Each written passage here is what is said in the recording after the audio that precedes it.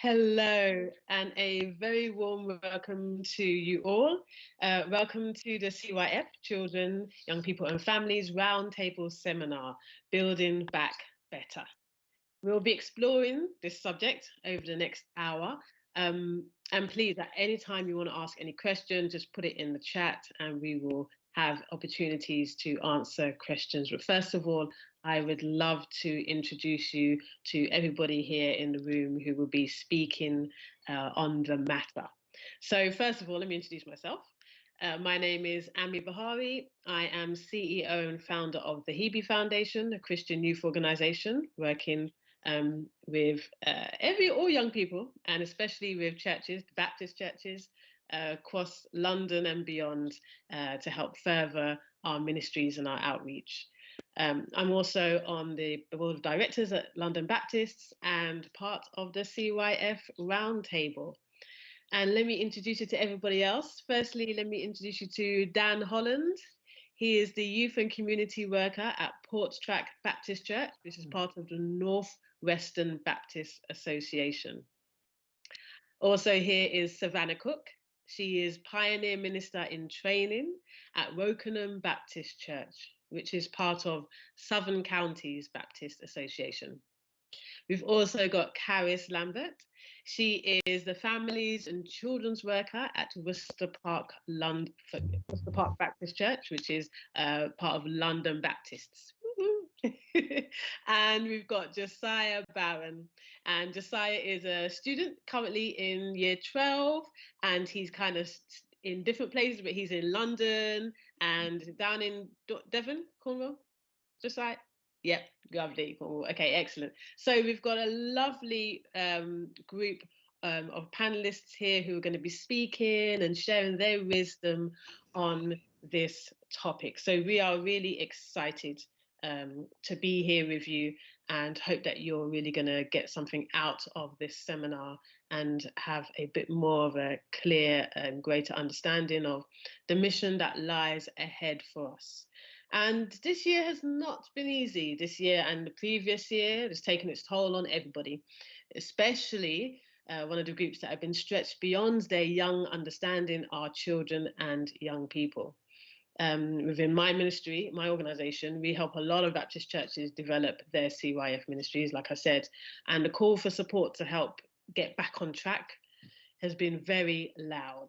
2020 through to now has seen some churches adapt and stay connected, whilst others have struggled to engage with their children, youth, and families. And we are now at the point of a potential crisis of losing some generations if we don't rebuild. Either way, we've entered into a new season as a society, as the body of Christ, and as the local church. So what does rebuilding this vital ministry look like in a post-lockdown world? How can we make sure that all that was good about focusing on the family throughout this time doesn't get lost, and that we keep God at the center of our navigation? So some interesting conversations to have, I'm sure. But first of all, we're going to show you a quick video and we're going to hear from the voices of some young people across the associations responding to the question, how have you encountered God this past year?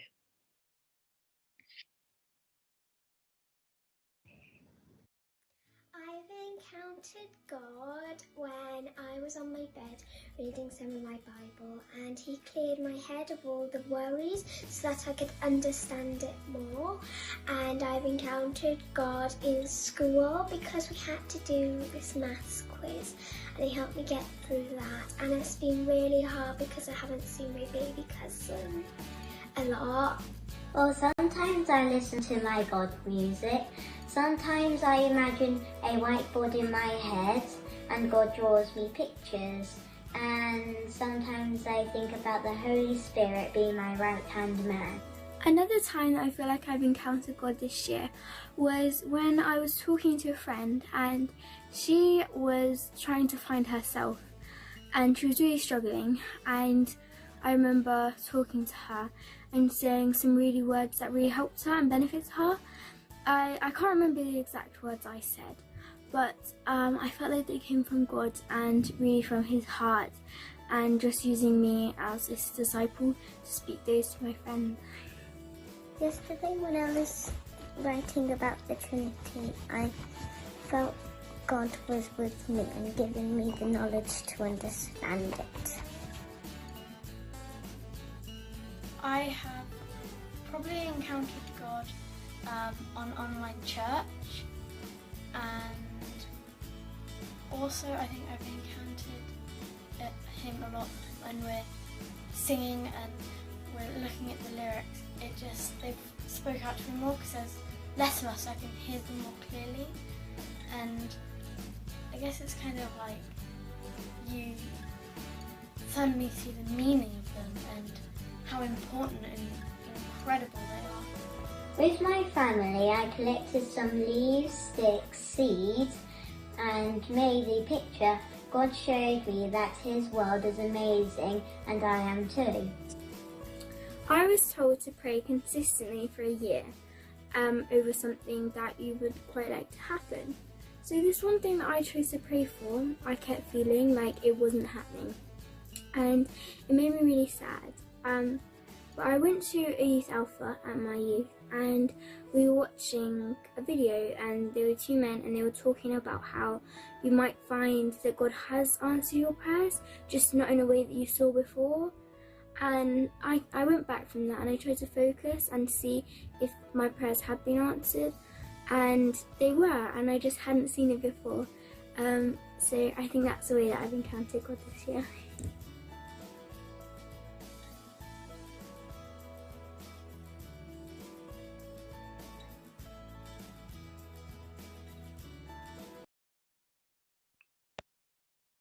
Really, it's so good to hear the different voices and how everyone has interacted with God, and it's brilliant to see what God is doing. You know, even if we're not quite too sure how he's doing it or when he's doing it, we know he is working in and behind the scenes, and it's wonderful to hear such a thing. It's not been brilliant for everybody, and there are some it's been hard. There's a few negative statistics that have impacted us and children and families. I hear so many stories, so many people, so many parents come up to me and said, we're struggling, we're really struggling in our homes, you know, people in 2 beds, 1 beds, families, continuously 24 hours. It's not easy, and all sorts of issues and things have come up around that. But we have to look at some of the good as well and see what we can learn from that. So I'm going to pass on to Caris, and she's going to explore family ministry and see what we can do to rebuild family and ministry. Caris.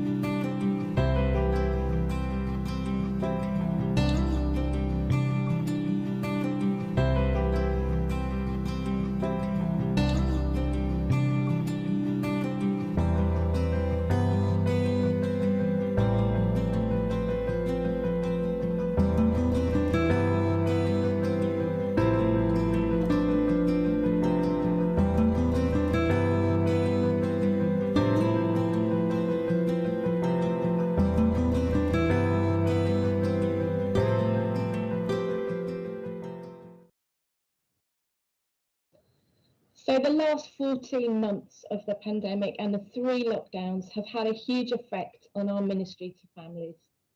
We've not been able to meet our families, visit them, or talk to them face to face.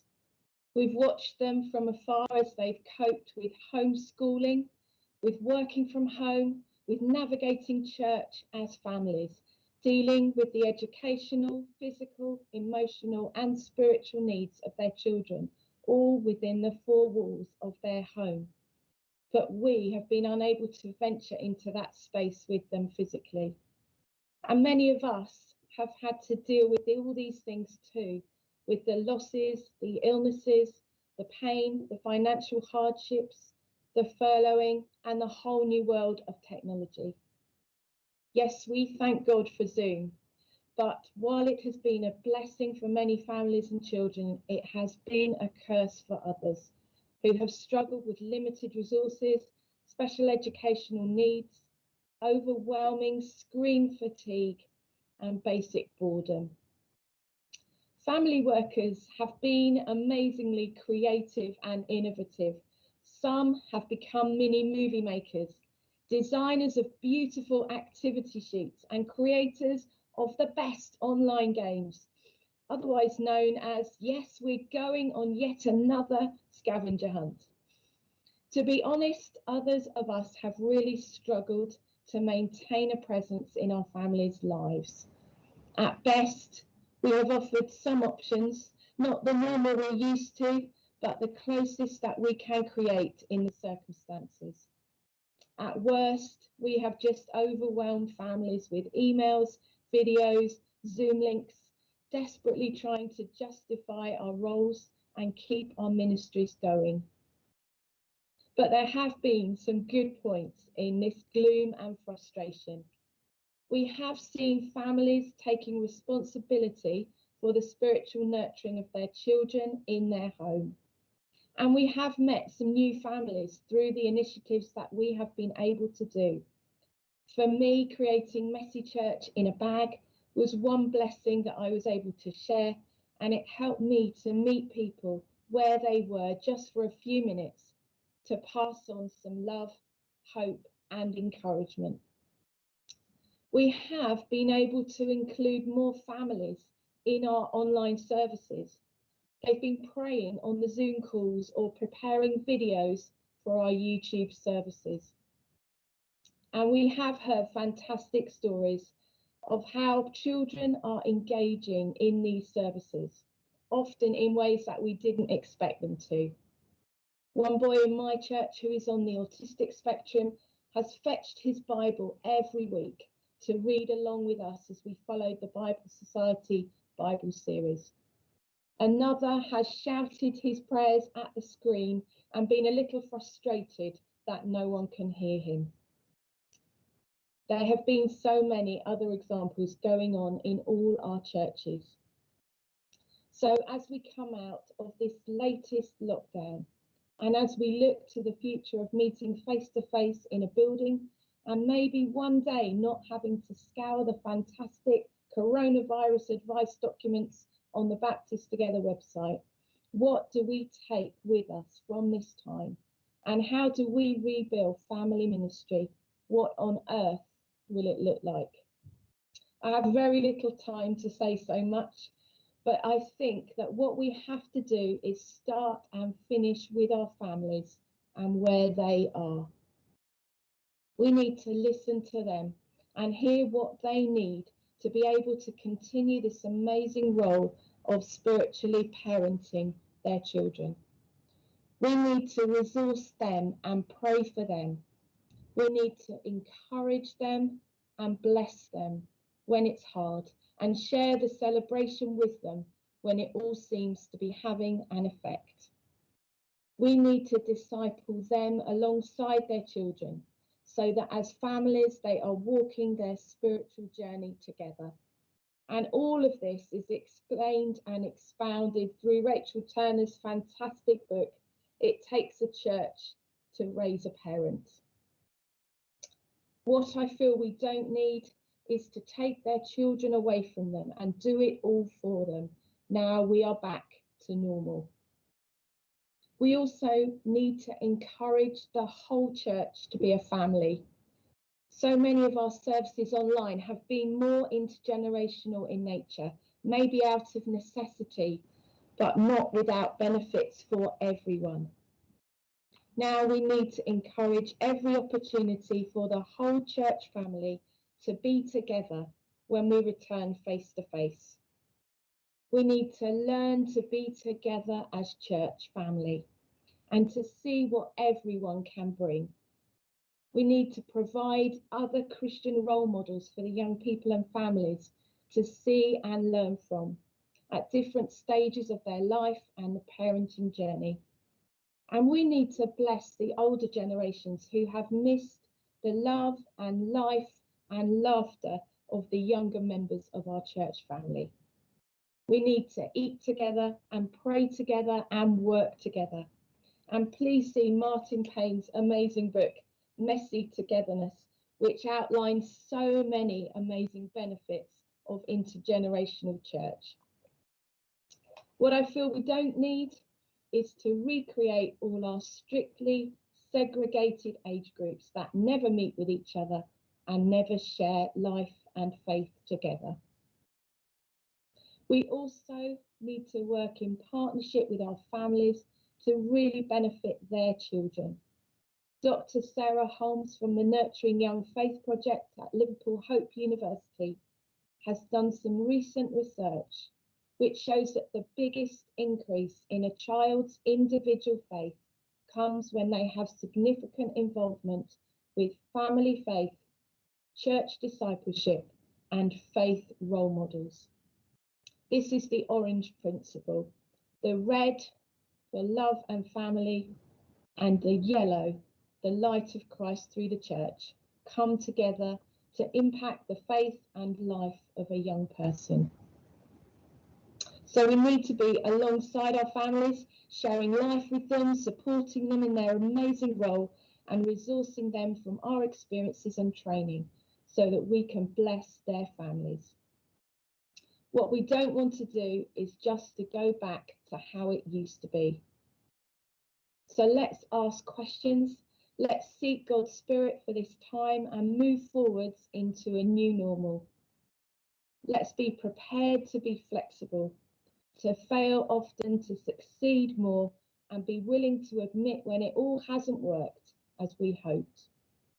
And let's re-envisage our roles so that we become facilitators for the families, not spiritual nannies, taking the responsibility away from them. Let's become inspirers to encourage the whole church to be a family together. And let's love and listen to and learn from our families and their children so that we can build a whole new way of being church together. Thanks. Thank you, Caris. Thank you. Wow. Yeah, there's a lot there to unpack. Just thank you so much. We're going to go into that, but I just want to give people opportunity to please do post your questions in the chat so we can answer them. Some of you are getting there. You're getting there. But we'd love to hear what you have to say in response to what Caris has spoken about the families, how important that is right now. Caris, I've got a question for you. Like I said, working with lots of different churches, they're all telling me that it's hard to get the families back because the families have got comfortable being at home, especially on a Sunday. Parents don't have to and guardians don't have to get the children ready and rush to get to church. So how do we bring them back into the church? Because there's so much richness there when we gather together. The Bible says we should gather together, the brethren should. And, we know the benefits of children being with other children. So how do we get the families back to come out of that, what feels comfortable situation in their home, but back into church? That's an interesting one, Amy. I think we need to really just show them how much we want them to be there, how much we need them, get them involved as much as possible by, bringing things to the service, being part of the service.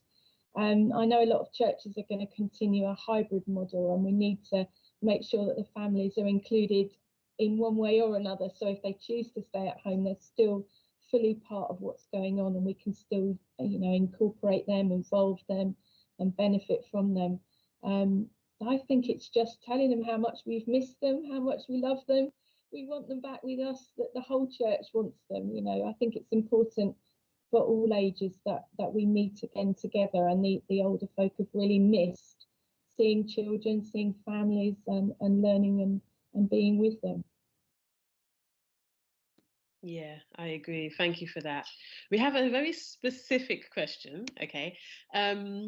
Is it possible to access or for you to signpost some age-specific online resources for grandparents to use with grandchildren abroad that they haven't seen in person for like 18 months?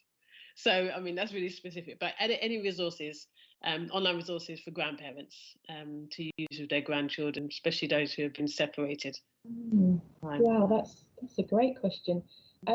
Something that I've been following a lot online is called Together at Home, and there's some fantastic resources that have been produced all through lockdown and are still being produced, and they're on a website called Together at Home, but also you can access them via Facebook.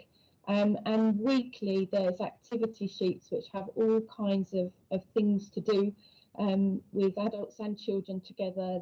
There's prayer activities, there's creative things to do. It's actually based on the Church of England lectionary, so it moves through different passages of the Bible week by week. But there's also great sessions that link up with Easter, Christmas, Pentecost, things like that. So I think I'd recommend looking at Together at Home and seeing what's available there. Thank you. That's great. Together at Home. Okay, and then we have a question or statement question from Tony. For many of our smaller churches, it's not a question of getting the families back. It's a question of reaching families for the first time. How might we go about that? Personally, I would signpost there to Messy Church and look at what Messy Church can offer in that way.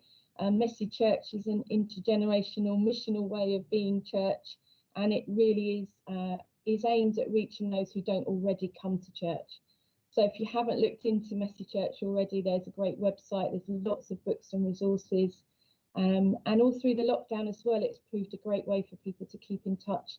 Lots of people have produced Messy Church resources and sent them home for families to use at home, and then linked up with them through all kinds of technological ways and so on to bring all that back together. So my recommendation would be look at Messy Church first. But yeah, reaching into our communities is so important. I think some of our other speakers later are going to talk about some different ways for that as well. Brilliant, thank you. And then finally, just a lot of people are asking, can you just say the book titles again that you mentioned? Sure. Sorry. So the one recommendation I'd really make is a book by Rachel Turner called It Takes a Church to Raise a Parent. And that is all about how we can minister to parents and help them to be the main spiritual nurturers of their children's faith. But it's really aimed for those within the church reaching out to parents. It's a great resource book. Rachel is the head of Parenting for Faith. And again, there's a brilliant website you can look at, Parenting for Faith, that has masses of resources to use for supporting parents. And my other one was, it is a Messy Church book from BRF Messy Church, and it's called Messy Togetherness by Martin Payne, and it just explores the whole idea of being an intergenerational church. It is within the context of Messy Church, but all of the principles apply to all of our churches and all the services and so on that we put on. And it's a brilliant book just to get a background for intergenerational church and what that really means and how it can be a reality as well. Excellent. Thank you so much, Caris. Thank you for sharing. It's great. It's great to hear how families are coming back and rebuilding, and what we can do. That's a big encouragement. We all know how important families are in churches. That just everything stems from family, you know. So it's really, really important to hear that and to be encouraged for us to be able to just move forth in this new season. And it's an exciting season, what God is doing for us. So thank you, Caris. Thank you. We are going to hear from some of the experiences now of some of our CYF members, our children's, young people and family workers, and they're just going to share what it's been like this last few months and years now. Gosh, so let's hear from some experiences. The last year has been really hard. Not seeing the children and families face to face with Messy Church, with all the other activities that take place in the building. But we've been able to do so many more things that have made us think outside the box. We've done Messy Church in a bag and we've been able to drop those to the doorstep. We've engaged with children and young people through Easter trails, Christmas trails. We've engaged with the businesses, and it's become far more about community than it ever has been about just one group of people in the building.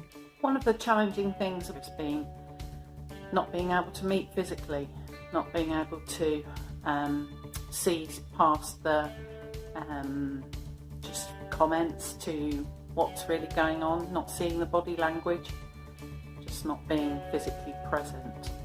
I guess the surprise of the last year has been just how creative we can be, and how perhaps the change of media, the use of different platforms has grown some relationship. And in fact, I think the surprising thing has been the depth of relationship that's built online with some of those children who perhaps struggled in the group before and flourished in this time.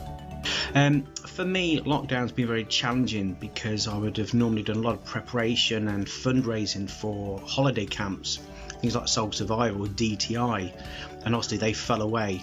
But the most surprising thing for me, I believe, has been the positivity of the young people. The last year has been difficult because we haven't been able to chat to parents and carers in the usual way at church.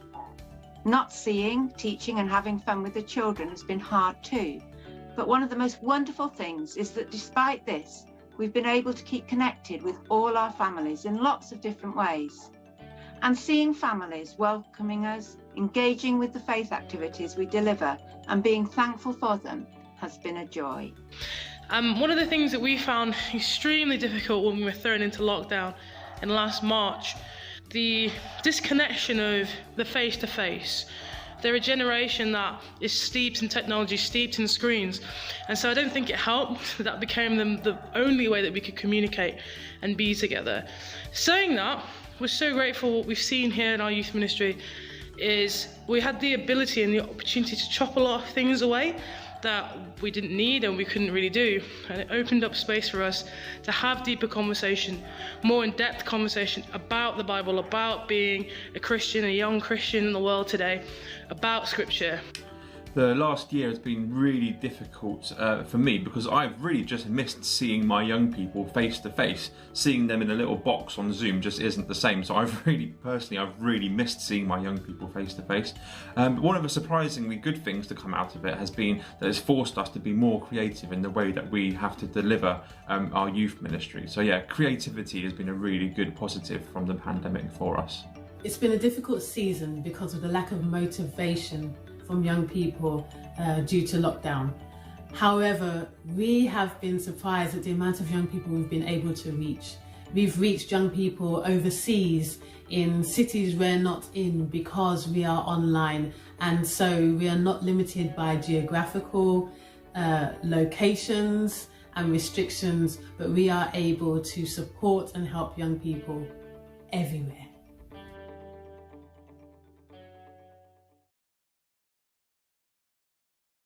As we've just heard, this last year or so has been really hard. And as we move forward and things kind of settle into whatever new normal is coming, we must go easy on ourselves and easy on those we work with, whether that be children, families or youth, young people. As things open up, I think we need to forcefully resist the urge to jump back into our programs and instead try and make space to pause and reflect, take time, think about what has been lost, to lament what has been lost, but also, again, as we've heard in the video, to think about what might have been gained from this time. I heard a quote a few years ago, which I find quite helpful with this. it says, where the ideal is lacking, God's grace abounds. Where the ideal is lacking, God's grace abounds. And this year or so has been so many million miles away from ideal. But by his grace, God has been active, has been present throughout the whole time.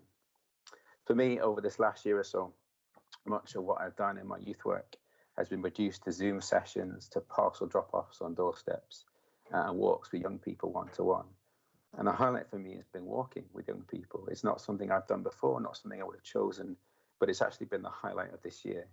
And there's a couple of young people in particular that I've heard more from this year than I ever have before in normal sessions. And it's because walking one-to-one, they can talk, and I can see what God's doing in a way that isn't always possible as part of a group session. Something about walking and talking side by side has really helped them to open up. The relationship with individuals this year has kind of replaced what we've been lacking as a group. And I think as we come back together, as things open back up, we kind of build on that foundation relationship.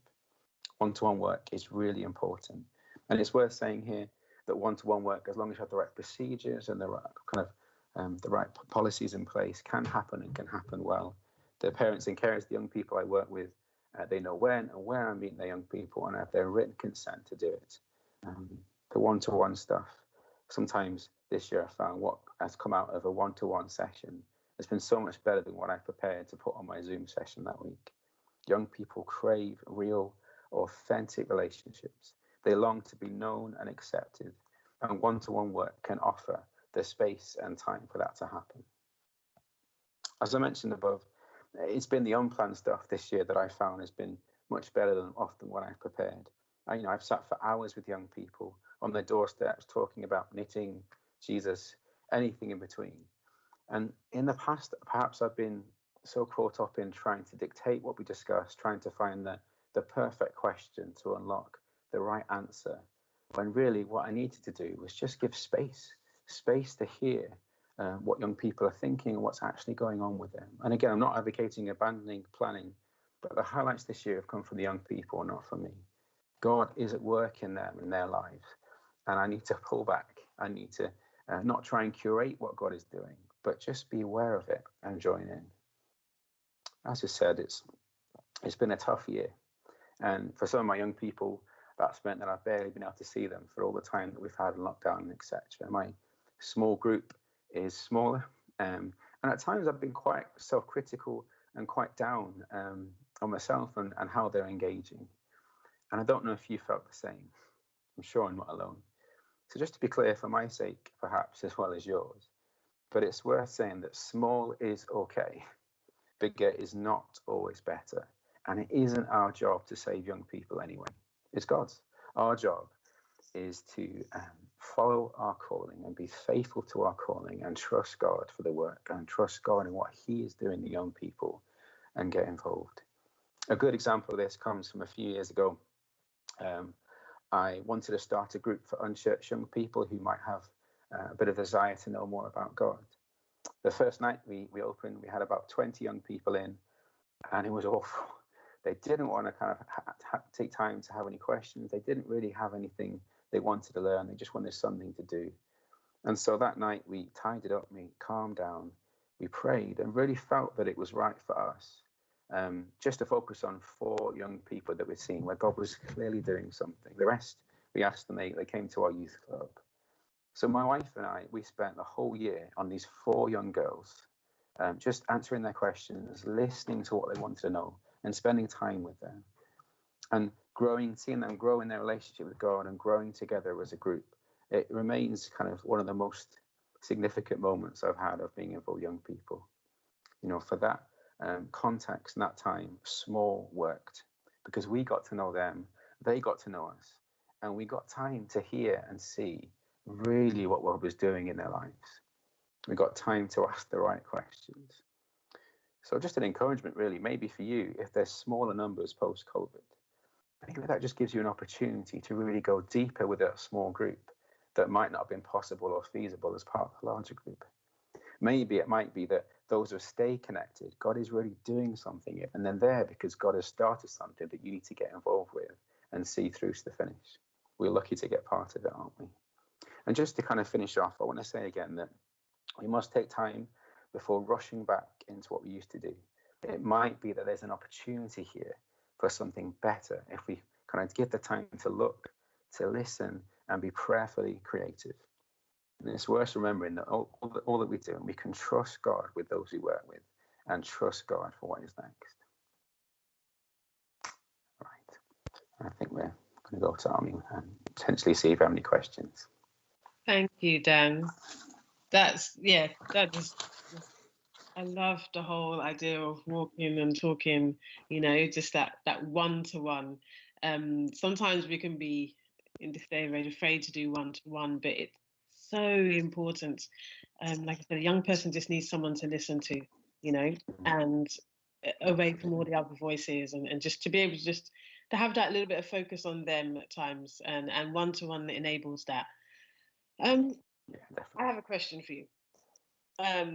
It just was playing on my mind as you were saying that, this whole walking and talking. How do we walk and how do we encourage our young people now into this new season where there is uncertainty, everything's changed for them to a certain degree. How do we physically, mentally, emotionally, spiritually walk them into this new season with confidence in God and in themselves and in us, I guess, as well? Good question. I think the first thing I'd say is that perhaps remind the young people or help young people to see how much they've already adapted and developed, and kind of they've adapted to kind of homeschool learning. They've adapted to having to do the tests weekly if they're in secondary school, and they have come through this in a way that is really impressive. And I think I might be pointing out to some young people that, look, you've done this, you can do this, God has been with you in this. And I think part of that kind of reflecting on the time is moving forward. It takes some honesty from us as youth workers, as workers with them, to kind of say, I found this hard too, but I've also found that in all I've been doing, that God has been with me in it, and I know he's going to see me through it. And I think if we're able to have those honest conversations that touch into real life, they're not just disconnected kind of chats, I think that's something that kind of it just goes back and forth with young people. If we're being willing, if we are honest and have that authentic relationship with them, then they feel they can do the same with us, and we're able to kind of talk through that process together. I think that's what I would say. Yeah, no, thank you. That's great. Thank you for that. We have a question from Remco. Remco is asking, would asking the young people what they want to do together be a good idea when we start resuming activities? Yes, absolutely. I think start with where they are. We can't start with where we want them to be or would like them to be. We have to start with, I think Karis mentioned this with family work as well. We have to start with where they are and go from there. And I think, as I said, we have to trust that God is at work. And so we have to trust that some of what young people are saying is because God is working in them, and the questions they have might be better than the thing that I think they should be thinking about. So absolutely, I would say, yes, start with them and then see what comes, and then we perhaps guide and lead in that. But we have to trust that God is at work and kind of keep our eyes open to see what he's doing in the young people. Yeah, indeed. And then for those who have maybe lost some of their youth, their young people, and they've got reduced numbers now, or starting from a very, smaller pool, what words of encouragement can you give them? Because I know you touched on the fact that you were focusing on 4 girls, and I love that focused work on the few. How do we stay upbeat and stay challenged and not despise the small beginnings? So again, it's a good question. I just think, we have to start with the reality. We have to start with where we are. My group is probably smaller now than it was before, and there's some that like I said, been difficult to connect with. But I'm going to focus with who I have and able to use that time. As I said, in a smaller group, it's easier to get to know them better. It's easier for those that are not quite as big personalities or voices to be heard. So I think we just start with who we have and trust God with that where we're at. And if we're faithful with who we have here, then that group of 4 girls ended up being 16 young people, mix of most of them on church, most of them have no connection with church. But because of that basis of 4 that we knew really well, and they were comfortable with us, They invited their friends, and when we actually brought in some from the church that we wanted that were similar age, it worked because there was that trust. And so I would say build that trust, build the relationships with the small group you have, and just love them and share your heart for them and just see what God is saying to them and in that. And I think stuff grows from that those kind of foundations. And again, there's nothing wrong with having a big group, nothing wrong with that. If that's not your reality, that's fine. But if you have a small group, just start with them and see what happens. In my kind of experience, that kind of small and kind of strong foundation of relationship, things can really grow and thrive in a real way. So don't be down on that. Be excited about the time you get to spend with those young people and see where it can go from there. Yeah, great. Indeed, exactly. And then Vanessa's asking, how do you help children that have lost someone close to them to COVID-19? You know, like the loss of a grandparent or someone who used to come to the church. Yeah, that's a really difficult situation. I think one of the biggest things we can do as youth workers, as family workers, children workers, is just to be with them. I think, again, it's very easy to jump to simple answers and kind of like slightly cheesy phrases with people when it comes to loss. And again, there's nothing wrong with that because it's a difficult situation. But I think just being present and listening, often I've found that we don't need to say very much because it's very difficult to find that right perfect phrase or thing. But be present and be honest and just say, we believe and we know that God is with us by his Holy Spirit. And I think we can speak that into their life and into their kind of situation, their reality. But I don't think there's an easy answer. But I just think presence is really important. Be consistent, be present. When you're not with them, again, if it's young people and it's able to do so, be messaging them, keep in touch, like you're there for them in any way that's helpful, and kind of see if you can let them dictate that to some extent, and so they have the agency in that. But again, I haven't got some perfect, brilliant answer to say, but I would just kind of be prayerfully aware, be with them, be present, and yeah, just be there. I think I would say for that. Yeah, that's great. Thank you, Dan. Some great advice there. Okay, wonderful. We're gonna look at some statistics, the stark reality of life as it is at this moment in time. But let's take a look and ponder on these stats.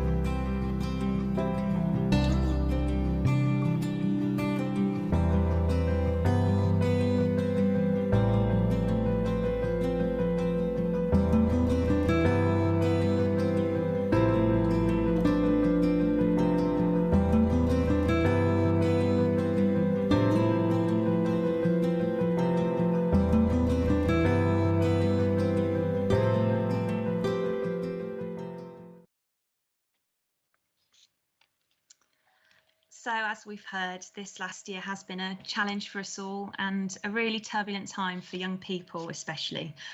Schools were open, schools were closed, schools open, schools closed. Young people have really lacked stability, routine and consistency throughout this pandemic, with most connections outside of church and school drawing to a close.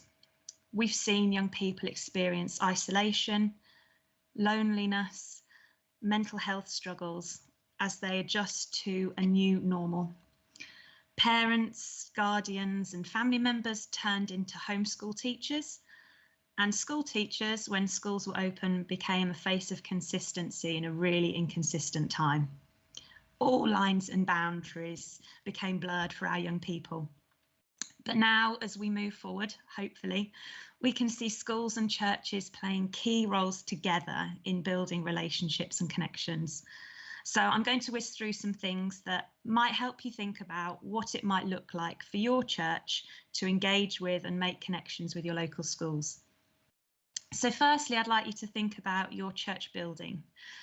What is your church building like? Is it accessible?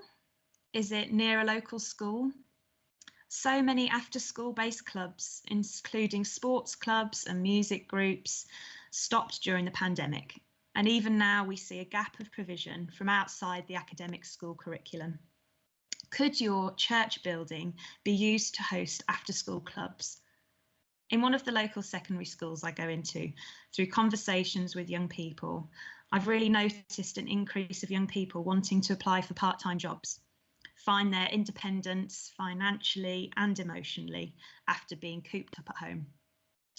What gifts in your congregation could help your local school?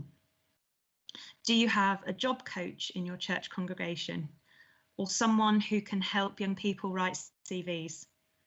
Do you think you could set up a local job club to help those school leavers apply for jobs and prepare them for interviews, and provide a space for them to chat about how it's going in their new job? Notice the needs in your local school and see if your church can meet those needs practically, as well as emotionally and spiritually. I've also become aware of the impending finish date for our current Year 11s.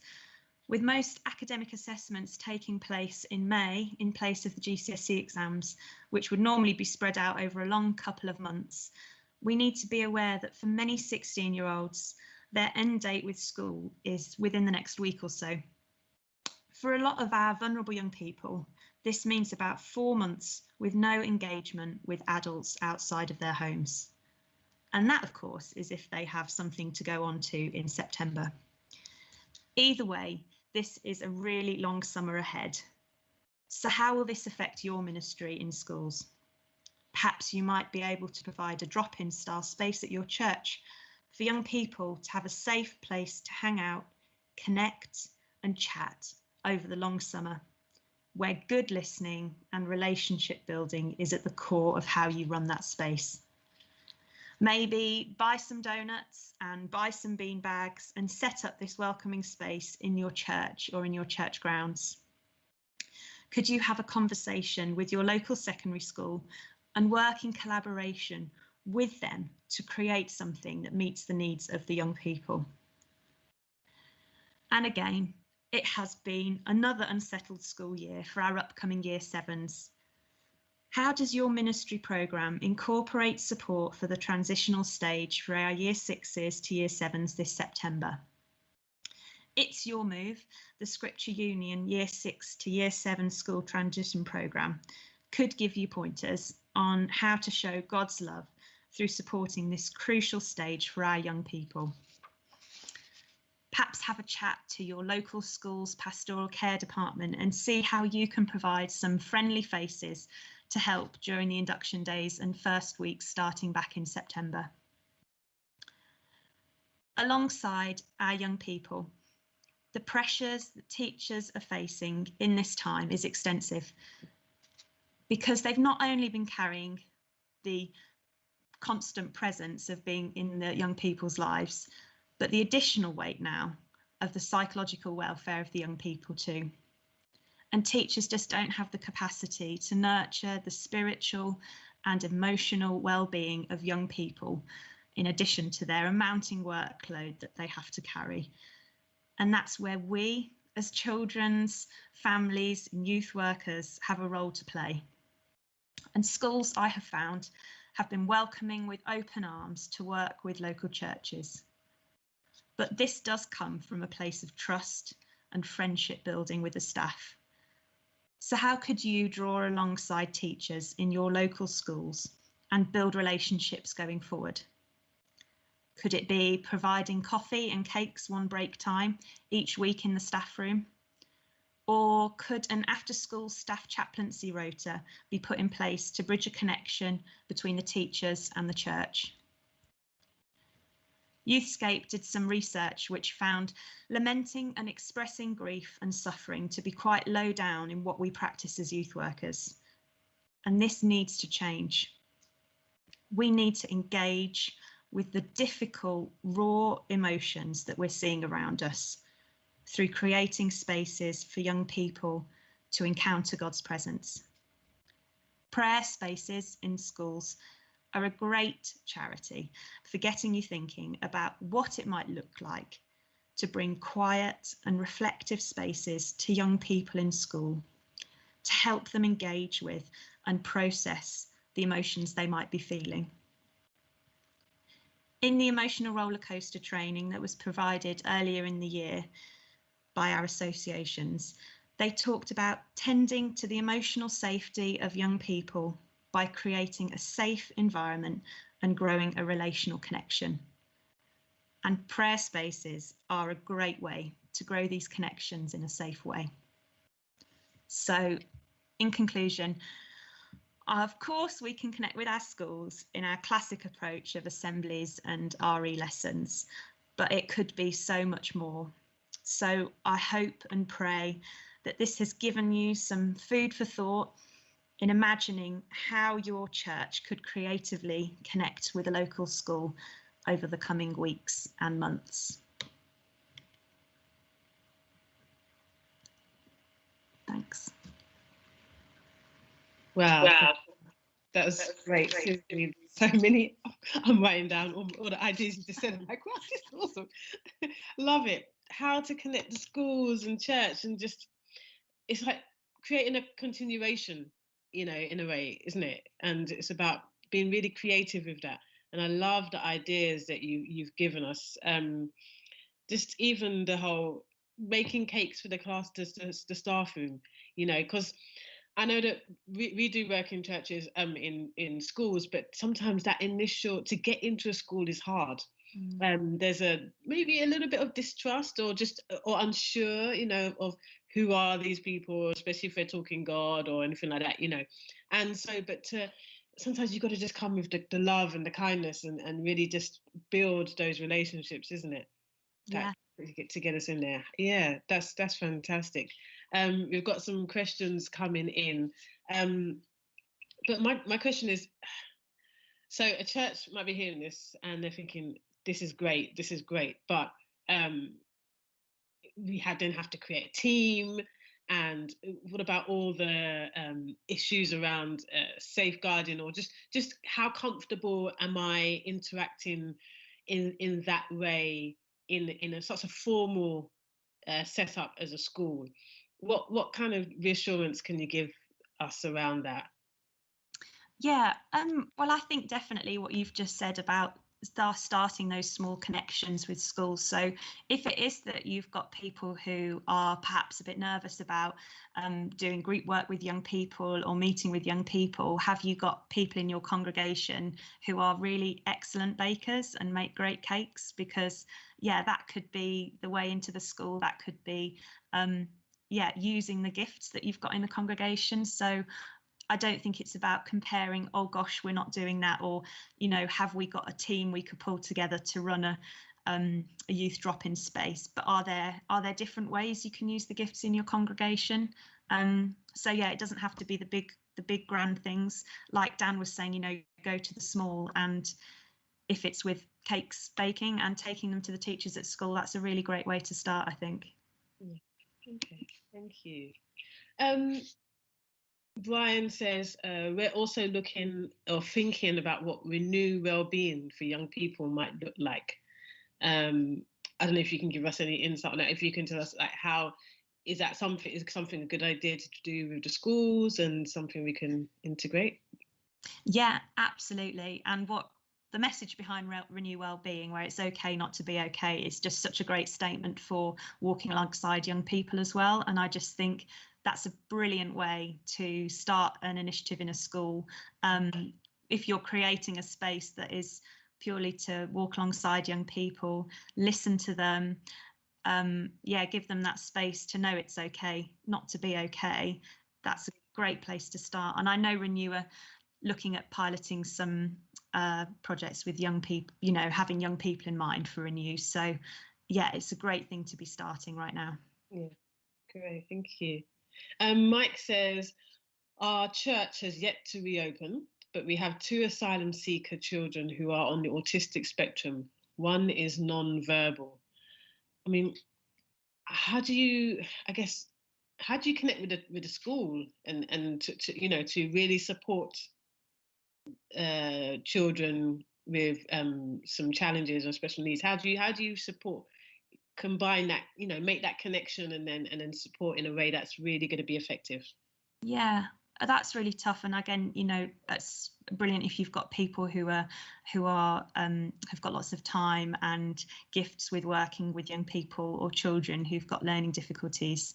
But again, I think the conversation, talking to the school, and if that's the approach you're wanting to take with building the relationship with the school first to get to know those young people or children, then yeah, open, honest conversation with the school if they've got a pastoral care department, or if they've got workers who are alongside those children, have a chat with them and talk about how you can best support the school in that. And is it providing a space after school for them to be with other children and young people, or is it taking them out for a hot chocolate with a couple of their friends? So yeah, again, conversation with the school is probably the best way to go. Yeah, thank you. That's excellent. Thank you, Savannah. We appreciate that.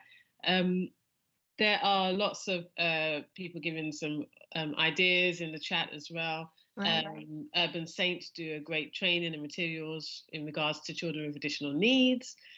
So you can always go to Urban Saints, and then there were lots of ideas earlier about looking at Forest Church, Muddy Church, all sorts of things you can look at in regards to your children and young people resources around that. Thank you, Savannah. That's great. I'm inspired about what we can start doing in schools, rather than just offering the obvious, Yeah.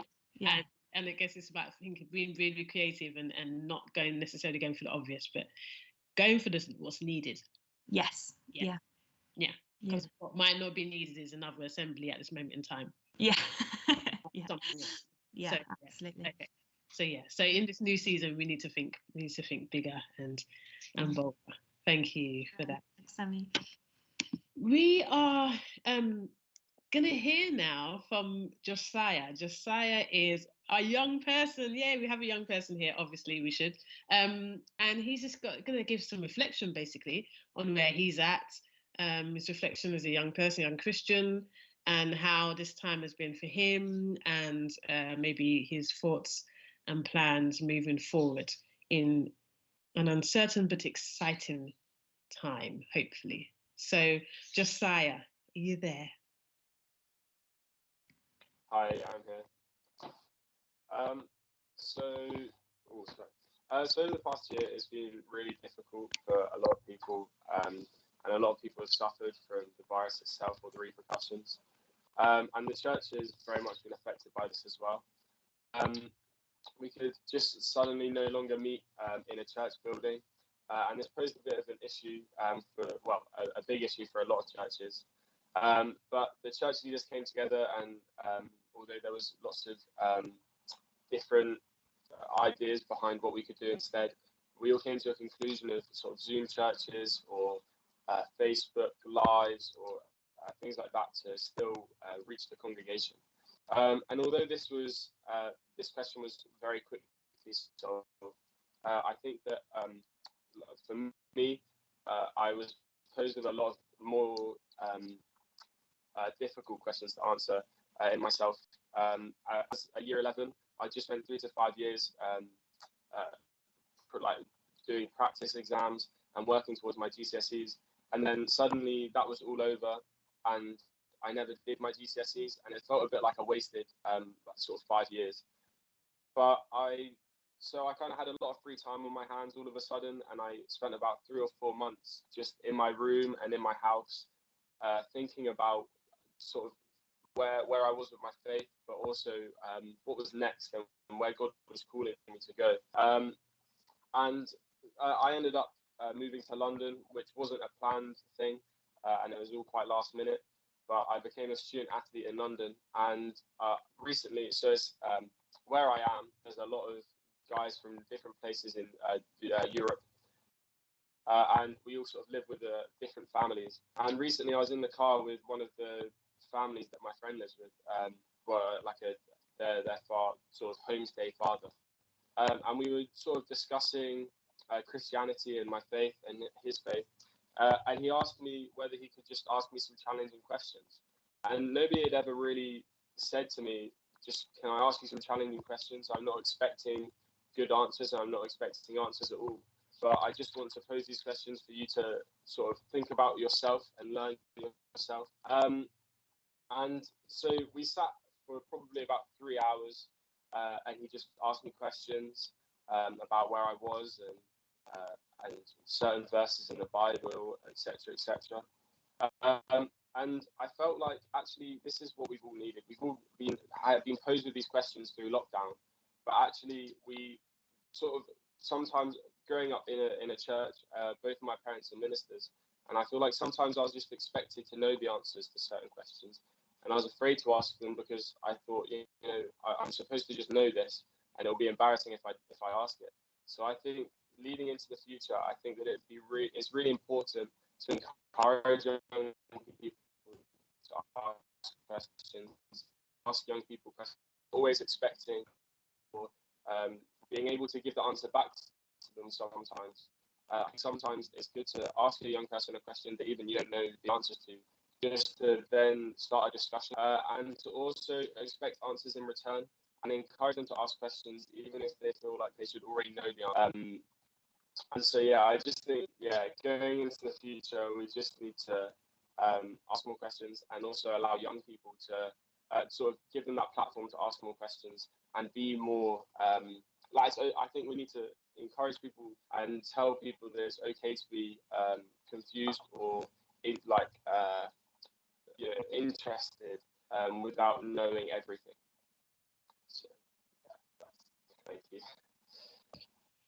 Wow. Thank you, Josiah. That's a great insight. Seriously, it's so good to be able to hear that from you. I think I don't know if there's any young people on here listening. I think that's encouraging for you, but it's also encouraging for us working with young people. Just that whole that way to what popped out was the challenging times, challenging questions. Yeah, I think that's really important to ask those questions of our young people and actually give space for our young people to ask questions, the challenging questions of us as well.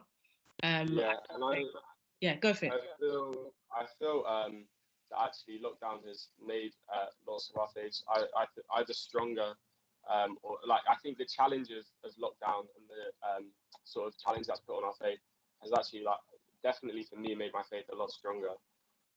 Because I've been questioning other things, I've sort of relied on God to learn more and be less afraid to ask people questions because I feel like it's made us all vulnerable, and I feel like it's made us more comfortable being vulnerable with each other as well. Yeah. There's that shared uncertainty, that shared, we're all in this together kind of thing. Indeed, it has made us more vulnerable, but then it's opened us up to be able to have these discussions and these conversations and these questions, which is really, really important. This is how you've been feeling. Is this thinking about your friends and your peers? How have they coped? How have they navigated through this? Yeah, I think a lot of my friends, it's sort of people have had real struggles with their mental health, especially. And I think that sort of had an impact on their faith. For a lot of them, they sort of come away from God and then found God again through different means. Because I think, especially when COVID first hit, online church, we weren't used to it, and a lot of them sort of didn't come along to online church, and didn't come along to online youth groups or anything. But I think more recently they've definitely been coming back because I think the lack of hope at the beginning was really difficult, but I think coming back now, they've got much more hope, and I think that it's been an opportunity for them to grow on their own. And I think that church in a building has been very sort of, well, I'm going to church every Sunday, so I'm a Christian. But I think having to be at home, they've developed their faith alone or with their friends, and I think actually come back with a much stronger faith than they did before. See, that's the thing. It's I guess this is a time where our faith grows, isn't it? Our faith always grows with challenges, with such a time as this, when there's struggles. And for a young person, it's important. I love the fact that you said there was no hope in the beginning. Let's be real, that, and this is the reality of it all. And we struggled, but there's anybody tell me that there's no resilience in young people? It's there. I mean, you're living proof of that, and we see it every day in our young people. There's so much resilience just to push through, but sometimes we need help. Sometimes we need that encouragement from each other, from our youth workers or family members and that kind of friends and what's not. But it's really good to be able to look back now and see the growth that has taken place, and see how the faith has been challenged, but faith has been maintained, even if at times it didn't feel like it. So that's really, really great to know. Thank you, Josiah. Thank you so much. We love that. Absolutely love that. People are saying how they miss you on the chat. So and they love you, and we thank you so much. So I just want to pass that on.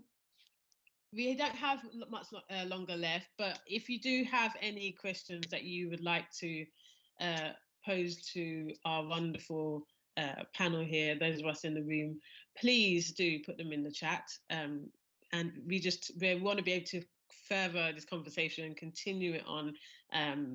CYF is not something that we just talk about for 5 minutes and then we forget about it. This is the crux of our church. Church does not happen without CYF. The body of Christ does not exist without CYF. We all have stemmed from families and children and been young people, and we all grow. And so it's just so important to keep the dialogue open, to share, to support one another through this time. We've got to build back better. We have to. We have to do it for our young people, for our children, for the families. So let's continue on the conversation, continue on in your own church. I really encourage you to have these conversations amongst your youth ministry, amongst your team, your leadership team, your church in general. How can we build back? How can we really do something new? I feel like God has given us a big another chance to get these things right. So let's seize that opportunity, And I just want to just let you know that there are various other places that you can go and get information from, things like Parenting for Faith, Together at Home, that's already been mentioned, Kitchen Table Project, Kids Matter, Godly Play at Home. You've got, if you want to focus on, that's around the family. If you want to focus on church, there's Talking Through Informal Education, Talking Through Play. These are all different resources. Schools, it's Your Move, TLG, Make Lunch, and all of their initiatives as well. Their resources centres and there's lots of different connections with churches that you can build upon. The prayer spaces in schools, talking through some opportunities, talking through follow-up from emotional roller coaster. The roller coaster training, which TLG also do. So there's lots of different resources out there. We've mentioned Urban Saints, for instance, Youthscape, and I could go on, but please do contact us. Lean on us, the CYF Roundtable. We are here to support you all in your ministries, and we just want to be able to let you know that there is encouragement, there is prayer, there is growth, there is excitement in us moving forward, CYF, in this next chapter. I just want to give a big thanks to Baptist Together and for letting us be here and host this seminar, and obviously for keeping CYF at the centre of church and how we see church grow in our organisation. And just thank you to everyone at the round table as well, all the members of it, for doing all that we've done to come together on this. And thank you to our panel. Josiah, thank you so much for sharing. We really do appreciate that. Savannah, thank you. Caris, thank you. Dan, thank you. It was great to have you all come and share your insights to us. So, everybody, stay safe. Keep smiling. Keep the resilience. Keep hope. Keep faith. Keep your children, your young people, your families, keep them encouraged, keep them happy, keep them wanting to come back to church.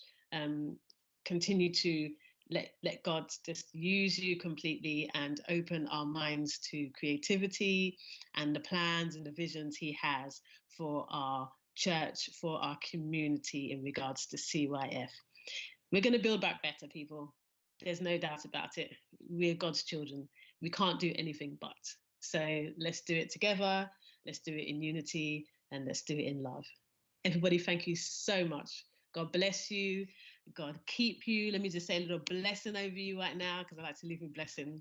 May the families in your community and church know the Spirit of God working in and through them.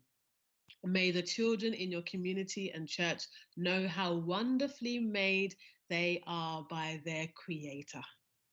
May the young people in your community and church know the delight of being a friend of the one that saves. And may you be given all the wisdom, courage, and compassion that is needed to lead at this time. In the name of Jesus, we pray. Amen. Thank you, everybody. Take care, and we will see you soon. Thank you. Bye.